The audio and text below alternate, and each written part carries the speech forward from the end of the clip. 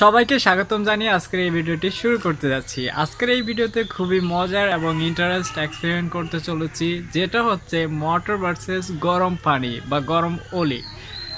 তো মোটর আসলে ডিসিতে চলে, আমরা সাধারণত জানি। তো ডিসি বোল্ট আমরা মোটরে দিয়ে মোটরের সাথে সংযোগ করে তারপর এই মোটরটাকে গরম পানির মধ্যে চুবিয়ে রাখবো।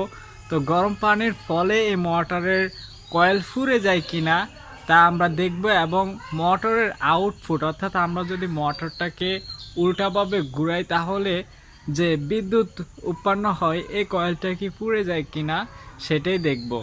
তো তার আগে বলে নিতে হচ্ছে, আপনি যদি আমার চ্যানেলের নতুন দর্শক হয়ে থাকেন তাহলে অবশ্যই সাবস্ক্রাইব করবেন।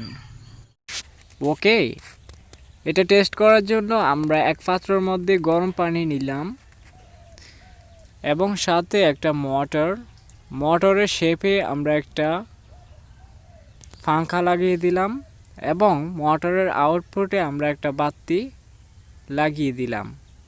তারপরে একটা ব্যাটারির সাথে আমরা মোটরটাকে সংযোগ করব।